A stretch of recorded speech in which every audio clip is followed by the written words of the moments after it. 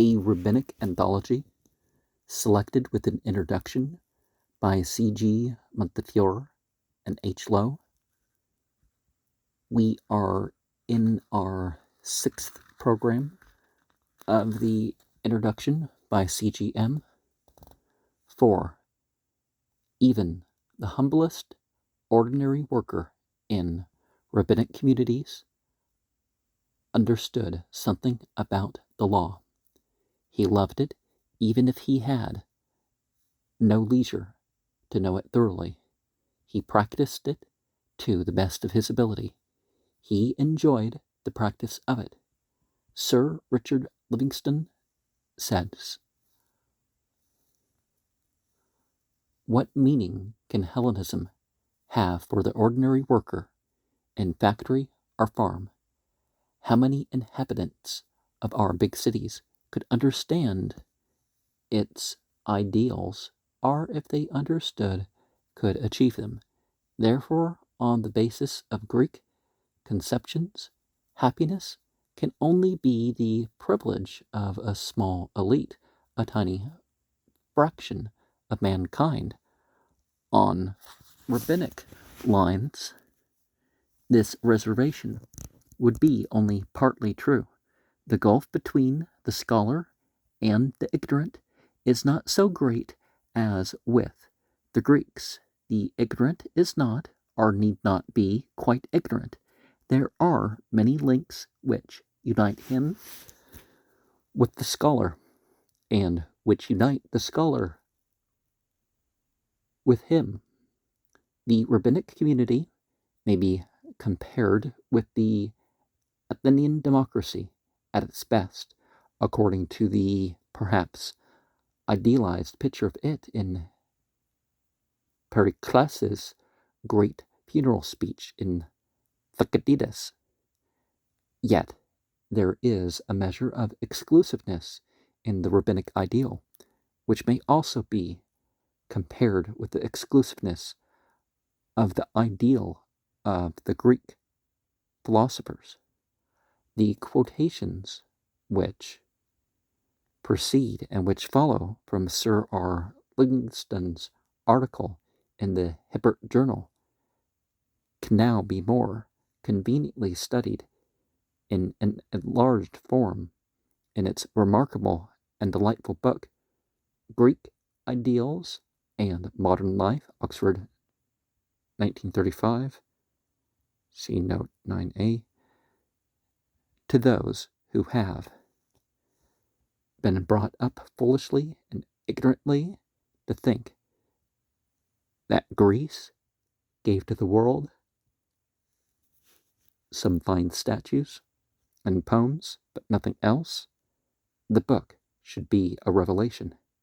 How to think the free play of the intelligence and the reason, the fearless quest for knowledge in every department of life, the very passion to know and understand. All these things we owe to Greece. Modern Europe, says Sir R. Livingstone, is mainly the creation of Greece. Open the Bible on any page, and how different a world from our own do we find ourselves. For though in the Bible we find much that is applicable to our own day, we do not find there people with the same mental outlook as our own. In Greece, we find people who think as we do. Socrates, Euripides, Plato, Aristotle would have been perfectly at home in a university common room or at a meeting of the British Association. The outward form of our civilization would have been strange to them. Its atmosphere, its outlook, its spirit would have been largely their own. But to Amos, even to Isaiah or Jeremiah, even to Paul or John, both outward form and inward spirit would have been equally unfamiliar. This is not to say that Socrates or Aristotle are greater than Isaiah, or that we have more to learn from them. I am only pointing out that modern civilization is in a line of direct descent from the former and not from the latter, and that the modern world, though something very like it, might have existed apart from the influence of Palestine, which was actually established in 135 of the Common Era and undone in 1948, is unthinkable without Greece. But this, again, is not all. We can learn much from Greek ethical teaching and something too from Greek religious teaching. The moral idealism of Plato, for example, his reasoned justification of goodness for its own sake and not for its rewards, his doctrine of the superiority of suffering injustice over the infliction of it, of the imitation of God in the pursuit of justice, wisdom, and holiness, can take their place with anything in the Hebrew Bible for noble sublimity and truth. They may even be said to fit in with and supplement rabbinic teaching at its highest and best. In comparing the Greeks with the rabbis, we may note a certain convergence. The world of the rabbis was in some ways nearer to the Greeks than was the world of Amos or Isaiah. The rabbis were hindered in their mental and to some extent in their moral advance by the burden of the infallibility of Scripture and by the narrow environment and the limited intellectual fare upon which their brains were nourished. In some ways, the Bible kept them back and made their thought too often rather childish and feeble. They were like squirrels in a cage. They had nothing but one book upon which to exercise their wits. Yet, not for nothing, but some effectiveness, were they the heirs of the sages as well as of the prophets, the psalmists, and the law. They had it in them to become quickly the disciples of reason. One feels that given a little training, they might soon have become at home in a university common room. And though in those Hellenic moral and religious supplements to the Bible, to the Hebrew Bible, to which I have alluded, the priority in times belongs to the Greeks, yet it is interesting to find that a good deal of the rabbis' higher teaching, in its own form and fashion, is congruent with the teaching of the Greeks. Moreover, though they did not realize the implications of the quest for knowledge, they had a reverence and a sort of unfulfilled yearning for it. Even though to them knowledge meant little more than Torah, yet the reverence and the yearning were real. 9.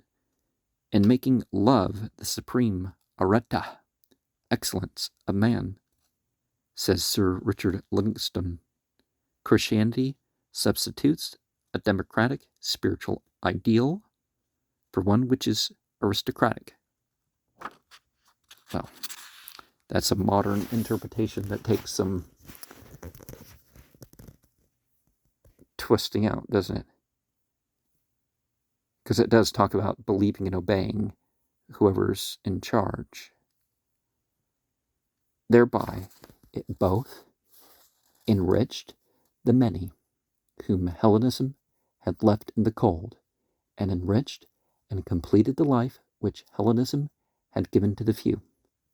For while, like the rabbis, indifferent to the aristocracy of birth, Plato and Aristotle accepted the aristocracy of natural endowment, and hold that men rank according to their capacity to lead the life of the reason. The rabbis would hold that, speaking generally, men rank according to their capacity to understand and fruitfully to study and teach the divine law. There is something to be said for the rabbis, just as Christianity is incomplete without an Aquinas on the one hand and a St. Francis on the other. We want both wisdom and righteousness, both reason and love. It is this intellectual element in Judaism which enabled the Jews to go through unheard of degradations and persecutions, and yet never to succumb, never to fall to the level of the gypsy, never to suffer degradation in the soul. And though the rabbis asserted so loudly that the study of the law outweighed in merit and value all the other commandments, they were constantly denying the truth of their assertion. The humblest martyr in the cause of the divine unity would occupy a higher compartment in the economy of the blessed in heaven than the greatest of the scholars. Rabbi Akiba declared, and he is quoted repeatedly, that thou shalt love thy neighbor as thyself was the greatest principle of the Torah, and his view was contested by one rabbi only, who gave a yet higher place to the simple words, "These are the generations of Adam," because they implied or taught the unity of the human race. The indication of a dream sufficed for the belief that an ignorant donkey driver who had performed one special deed of love was more fitted to pray for rain in a time of drought than all the rabbis of the land. Thus, in the last resort, we may say that while the study of the law was to the rabbis both the highest human excellence and the highest human happiness, and that therefore this excellence and this happiness were within the compass only of a few, yet the range of the few was elastic, and the ideal of Moses, would to God that all the Lord's people were prophets, was the ideal of the rabbis also. And we may also say that goodness, the doing of loving deeds, was not only the duty of all, learned and unlearned alike, but that in the eyes of God, so the rabbis held, this doing of loving deeds was the highest fulfillment of the law and scarcely less precious than its study. Sir Richard Livingstone points out another difference between not all the Greek teachers, but at any rate between Aristotle and the Christian ideal. Aristotle held that the fullest and best life needed a certain duration and also a certain amount of what he called external goods as well. There are some things, he says, in his rather popular vein, such as good birth, good looks, and good children, the lack of which takes the luster from happiness. Although we kind of find the opposite in some areas. Again, some noble deeds can only be done through the instrumentality of friends or wealth or potential power. Thus, as Sir Richard remarks, few persons, according to this view, can be fully happy. Ill health, early death, childlessness, unsatisfactory children, low birth, poverty, are any one of them debar men, not only from being happy in our sense of the word, but from achieving that good which is the aim of life. The earthly paradise is reserved for the fortunate and the well-to-do. The rabbis stand midway between the Stoics, who conceive that human good and therefore human happiness are independent of the external, and the teaching of Aristotle, and they also stand midway between those who, by placing all true happiness beyond the grave, deny the value or even the existence of any earthly joys. To the rabbis, all the external goods of Aristotle and all his external ills are very real. The one, indeed, good and delectable.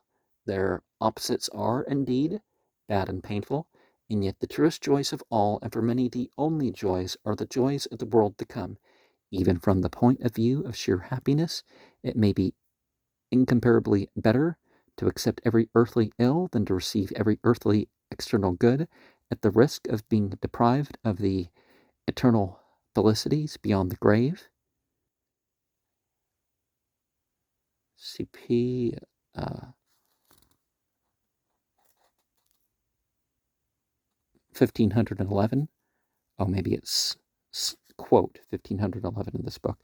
Sir Richard Livingstone points out that Christianity taught a new view of the problem of suffering, for it maintained that the highest life ever lived on earth was one of which suffering was an outstanding mark.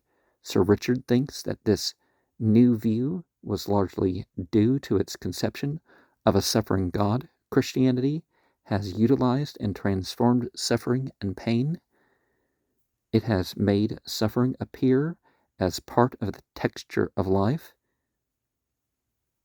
and not merely as a destructive and purposeless rent in its fabric. I think this is true. Rabbinic Judaism, as all subsequent Judaism, denied in its fullness the doctrine of a suffering God.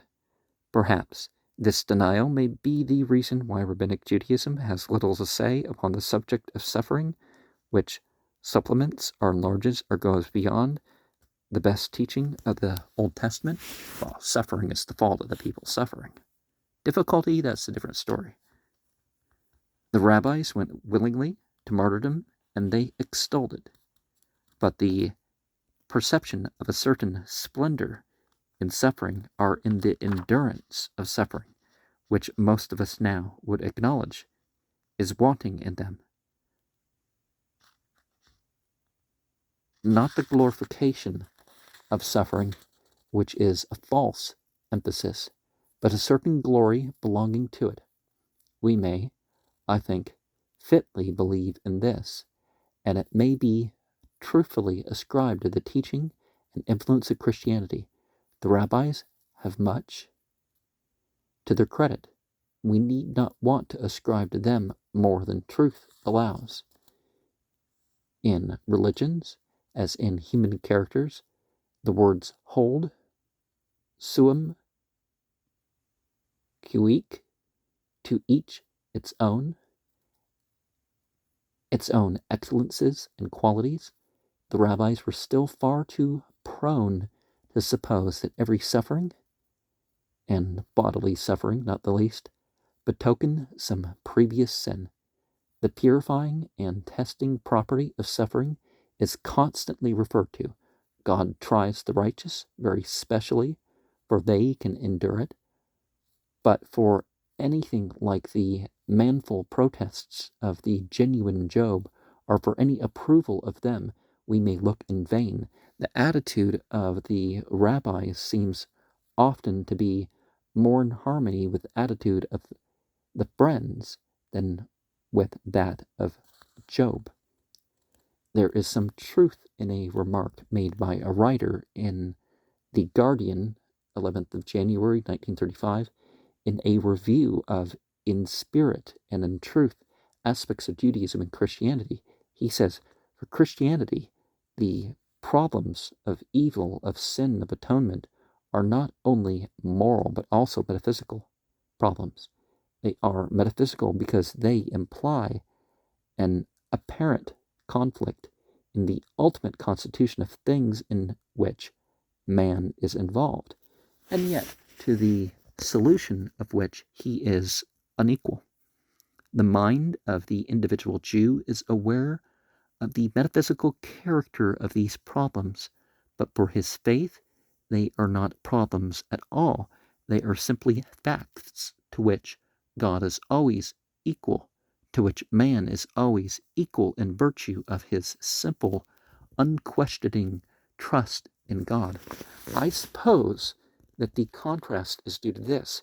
Christianity came in contact with Greek philosophy and so acquired this acute perception of the metaphysical nature of the problems. for its greatest teachers, the religion became fused with philosophy at an early stage. The rabbis, for good or for evil, knew no philosophy. Whether the religion of the historic Jesus was not, however, in this respect more akin to Judaism than to Christianity, could perhaps be argued. 10. There may be said to be a fusion of the rabbis, not perhaps wholly harmonious, of what might be roughly called the religious points of view of the Pentateuchal codes, of the prophets, of the Psalms, and of the Proverbs. As to the first, it is obvious enough. The religion of the rabbis is emphatically a legal religion. The law comes first, but the prophets did not form part of their Bible for nothing. To them too, as to the prophets, justice and compassion and loving kindness are the three great moral virtues, and in all the relations of man with his fellow man, these take the front place. Nor did the ideals of the prophets concerning the golden age or the ideals of Deutero Isaiah concerning the mission of Israel have no part in the makeup of the rabbinic religion. The universalism of the great unknown is often ignored, but it is never entirely forgotten. He had not spoken wholly in vain. Right through the rabbinic period and beyond it to our own day, there are echoes of his teaching. Then, thirdly, the Psalms. The individualistic piety of the psalmist, their passion for God, their yearning to get and to be brought near to him, can all be found again, set as it were to a different tune, are expressed in different words among the rabbis. Lastly, the Proverbs, the practical, homely wisdom of the sages, their sometimes utilitarian counsels, their, as we now say, rather bourgeoisie morality, have also their counterparts among the rabbis.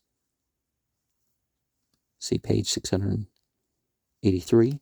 The total result of all these influences strikes us sometimes as strange.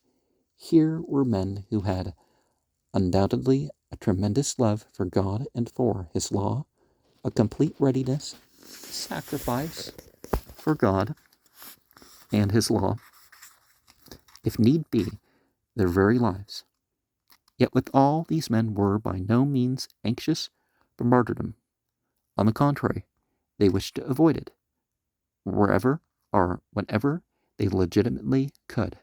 They desired, if at all possible, to live their lives in peace and quiet, studying the law, practicing as judges the most scrupulous justice, and showing in the intervals of study, and as leaders of the Jewish communities in Babylonia or Palestine, charity, kindness, and a consideration to those around them. Their ethical teaching has very rarely a tone of paradox or excitement. It can infrequently be called heroic. It does not often glow, but it is penetrating, it is delicate, it is very practical, it is detailed. It seeks to cover the ordinary conditions of life and to make these conditions decent, just, kindly, honorable. It exalts pity and urges charity and almsgiving, but its ideal above all is justice, a life or a condition of life in which, because of justice and fair dealing, here should be as much decent comfort and quiet independence as honest industry and study of the law as possible. Yes, there would be an incredibly happier and lovelier life in the world to come, or in the day of resurrection of the dead. But meanwhile there was the life on earth, and this life too had its value and its happiness, its justified blessings and enjoyments, which could be hallowed and sanctified by religion. If the ethics of the rabbi strike us now and again as a little sober and mundane and unexciting, it is partly due to this very feature, that their teaching was so thorough and that it sought so earnestly to cover with a network of morality all the circumstances and details of life, and that it was, on the whole, so fairly successful in covering them.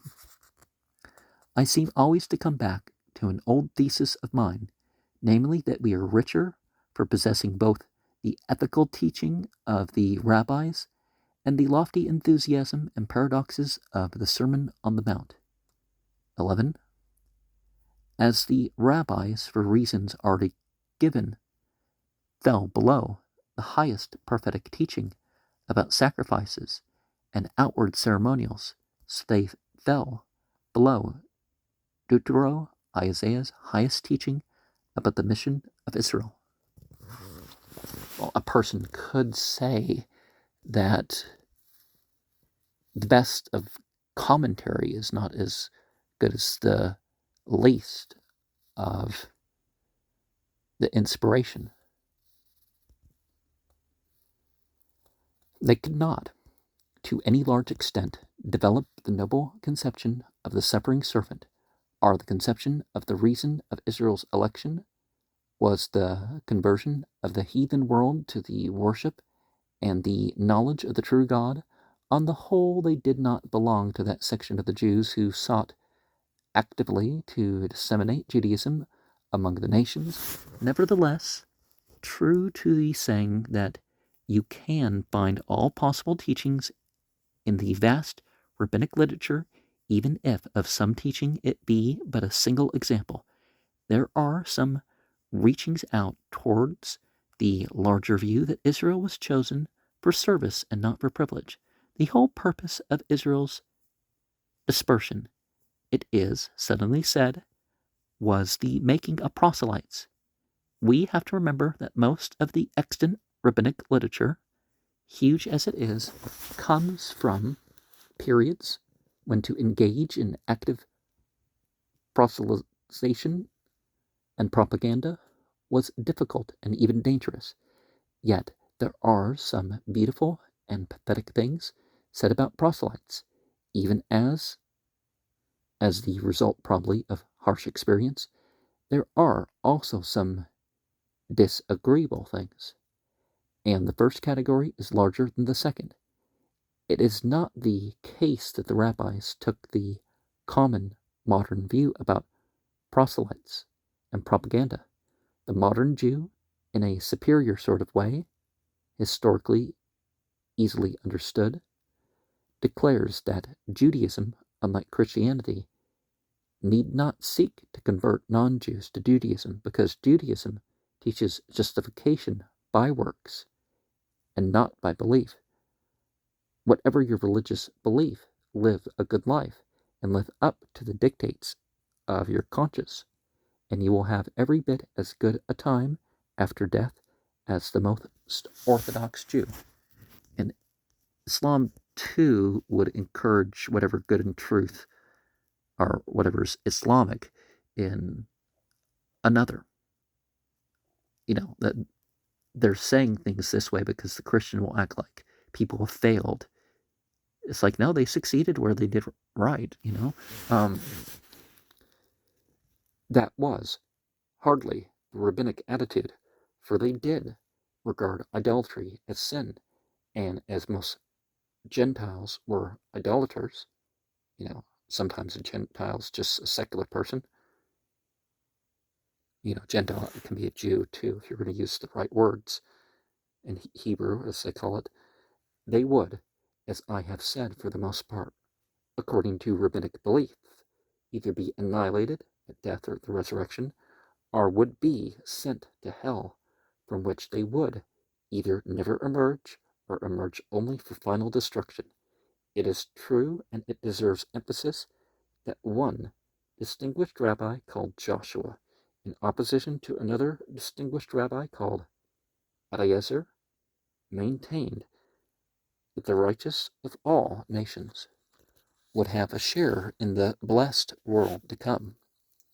A noble teaching, and of the utmost importance, for this teaching of a single rabbi became in time the accepted doctrine of Orthodox Judaism, and has remained so to the present day. But so far as our Joshua is concerned, the unfortunate thing is that we have no explanation as to what he meant by righteous. Did he mean a man who, while honest, sober, chaste, charitable, and just, was yet a thoroughgoing idolater? Or did he mean a man who, in addition to his moral virtues, was also monotheist and not a worshiper of idols? Well, an example would be Ja'far as-Sadiq.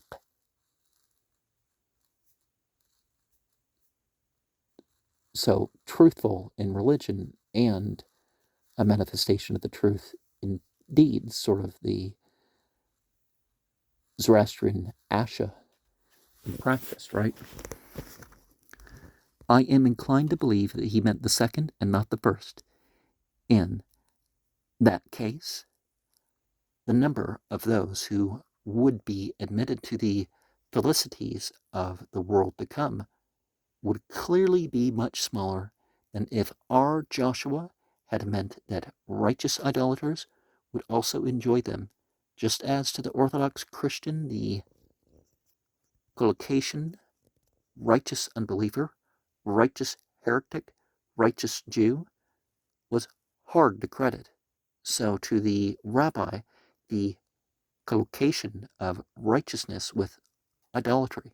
But it is the glory of Orthodox Judaism to have advanced to the larger hope and the larger doctrine at a comparatively early date, and certainly well before Orthodox Christianity attained to them.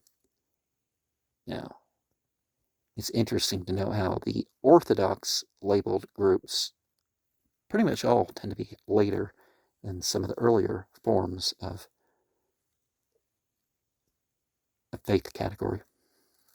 For I think I am correct in stating that the famous saying, "The righteous of all nations shall have a share in the world to come," was even by medieval Judaism interpreted to mean and to include the doctrine that the righteous of all religions shall have a share in the world to come. 12. One real trouble in talking about the rabbis and their religion will always be to gauge correctly the measure of their seriousness in each particular case. One reads a book such as Dietrich's Die Umkehr, and one is impressed by its truly German thoroughness. Someone by that name is very famous for the Joy of Satan group. Well, not very famous, but that last name shows its place, or at least that magical title, Dietrich. One is also impressed by its fairness, very seldom impaired. Considering its date, this fairness is both striking and pleasant. But one wonders how far are all these divisions and subdivisions of the subject, these distinctions and elaborations, really justified by the sources of themselves? How often are poor butterflies broken upon wheels? If only one could, how interesting it would be, like another witch of Endor, call up a couple of these old gentlemen and cross-examine them. Listen, Rabbi Hanina, or Rabbi Yohanan, you said so and so. Oh, did I? If you say so, doubtless I did. Well then, may I infer that this was your fixed and settled opinion, and that you would certainly not have agreed with our Pinhas and our Hama, who said that something different. Poor Rabbi Hanina and Rabbi Yohanan, would they not reply? I see nothing very much wrong with what those other rabbis said, "But, my dear sir, don't you see that your opinion is really inconsistent with theirs? And do you not remember that you actually argued against Rabbi X when he said something very like what our Pinchas and our Hama said?" "Oh, did I? I had forgotten. It was so long ago." And as you know, we rabbis in those days loved to argue with one another. We liked to use the words of Holy Scripture to prove our various assertions. As they chanced to crop up in our minds, if one of us said A, the other loved to say B. It was such fun. We had not so many outlets for fun in those days, but you must not take our different and differing sayings so seriously. We never thought of them like that. They were just the outcome of the moment, and we did so enjoy the arguing. I am glad to learn that you had enjoyment and fun. Do you continue this fun in the heavenly places? A poet long after your time spoke of mirth in heaven. Our heavenly fun you could not understand while you are on earth. But pray the Haggadah, you know. Halakha is a different matter. So we may imagine the old rabbis telling us. On the other hand, they had beliefs which were deep and rigid. They had convictions for which they were ready to die. It needs tact and insight, and perhaps also a certain sense of humor to know when we must take their sayings very literally, and when we must take them with a grain of salt, when we must regard them as only half-serious exaggerations, not meant to be looked upon as permanent expressions of faith. Sometimes these sayings are the obvious exaggerations of a preacher who wants to stress one particular side or aspect of a complex truth. Sometimes they are just intended to keep the debate, rolling between rabbi and rabbi. They are never without some intention. They are never wholly disbelieved at the moment of their utterance, but they are not deliberate convictions from which grave consequences may be legitimately deduced, or which, in the minds of the speakers, excluded other opinions and other consequences which may seem to be, and which logically really are at variance with them. I trust that this anthology may perhaps enable the reader to distinguish between the fundamental convictions of the rabbis and those more lightly held and casually expressed opinions and exaggerations. 13. The most obvious difference between the religion of the rabbis and the religion, or rather the religions of the Hebrew Bible, because there never was one Judaism, even if you put it as far back as 540 BCE, which is really the furthest you can put it back, consists in the doctrine of the world to come. For what is alluded to in a single passage in Daniel and in a single passage in Isaiah had now become an accepted dogma, a doctrine of every day. There would be a resurrection and a judgment, bliss everlasting for some, and punishment or annihilation for others. There would also be a purgatory, that is to say, someone would have to endure Gehenna for a season, and would then be purified or admitted to bliss. Again, what is conceivably alluded to in 2 or 3 Psalms is also a commonplace, even though it largely contradicts the other doctrine about the resurrection. According to this teaching, when men die, they go straightway to bliss, or to pain, to paradise, or to Gehenna, or the purgatory, or hell. Well, the Islamic teaching makes that clearer without, because the person that dies they know what's coming before they reach the final judgment. The effect of these doctrines, which were regarded by the rabbis as unquestioned and unquestionable, was naturally gigantic.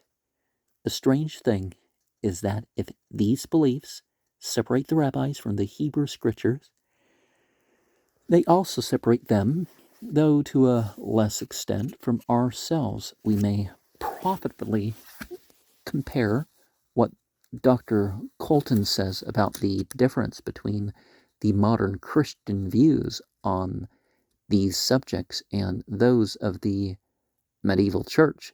The difference between us and the rabbis is not by any means so great, but it is yet on the same lines and very considerable.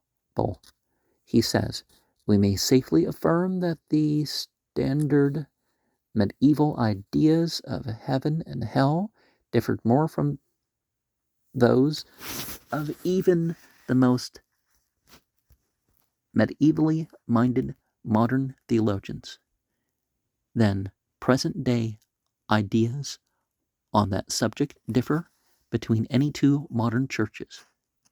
However far apart they may stand, the present pope, well, technically we don't have a pope right now as I'm recording this because the pope died, on Easter?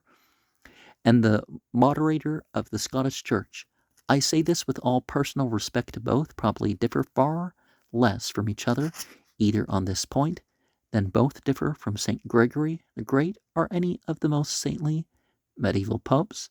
This fact seldom receives its full emphasis, and the reminder is especially necessary here. It was a commonplace of medieval theology, and indeed of almost all theology until comparatively recent times, that the last moment of a man's life decided for him between an eternity of unimaginable bliss, with or without preliminary purgatorial suffering, and an eternity of unspeakable horror and torment. This was accepted as an axiom so indisputable that St. Gregory the Great, and after him almost all the schoolmen, do not attempt to reconsider it, even when it is found to lead them by inexorable logic to the conclusion that the blessed in heaven will find their bliss heightened by the contemplation of the sufferings of the damned in hell, only indirectly, of course, only as proof of God's justice and as a reminder of his mercy to themselves. But still, the fatal nexus is there. The full horrors of hell down below will be visible to the blessed above, and will for them sensibly increase the bliss of heaven.